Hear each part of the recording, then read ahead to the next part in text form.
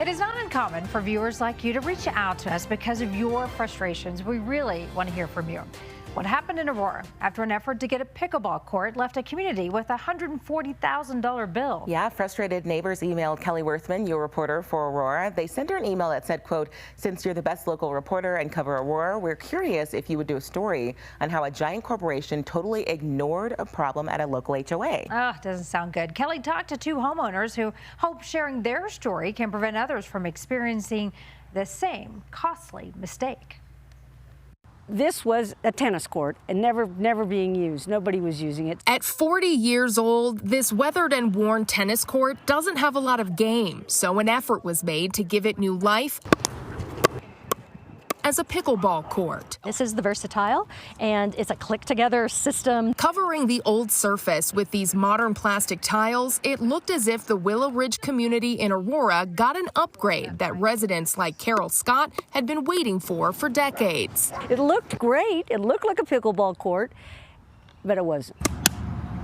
The balls don't bounce. The balls didn't bounce. No matter how many times Scott and her neighbors tried to play pickleball, the new sports court seemingly failed. So you're going like this, and then you're going like that. From inconsistent bounce back to an uneven and cracking surface. There was a report that one woman had actually fallen and either broken or sprained her wrist. That's when Teresa Laguerre decided to do some digging, questioning the HOA about the board's decision to hire Texas-based playground company Playwell to install the $140,000 sports court. When you're going to spend $140,000, I would have liked to have seen a contract. What are your terms, your conditions, your warranties?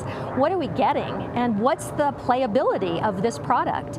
And they got none of that. And the board apparently didn't ask for it. Frustrated with the lack of documentation and lack of a functioning pickleball court, Laguerre and Scott both joined the HOA board. Hoping to find a solution, Laguerre made several calls and emails to the company's general manager and local sales rep. They said, well, you didn't tell us it was for pickleball. We didn't know that. And they said, you striped it for pickleball. So I don't know how you could claim you didn't know the purpose. So it became a he said, she said, David and Goliath kind of situation. Over the last 3 years, the HOA kept trying to reach some sort of compromise with the company. But eventually, their calls and emails went unanswered. Have you lost hope?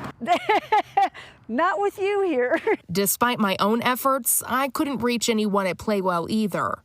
Hi, Mr. Robinson. This is Kelly Worthman with CBS Colorado calling again. It doesn't surprise me at all. It's really disappointing. Leaving this community at a loss in more ways than one. Literally just pulled in a dumpster and paid a company, and it cost us $3,600 to throw it all in the trash. Essentially threw away $140,000 at the cost of almost another $4,000. Yes. It's a costly lesson learned, one that Laguerre and Scott equally blame on their former board, management company, and Playwell. It's a 50-50 kind of thing. So now these ladies are advising anyone living in an HOA, pay attention to board meetings. We all weren't really tuning into the board meetings and what they were spending and doing. And if you're looking for a pickleball court, they recommend finding a company that will play well with others. We were like being the guinea pig for this surface, and it didn't work. In Aurora, Kelly Worthman covering Colorado First. Maybe somebody will be able to help them out. That's just terrible.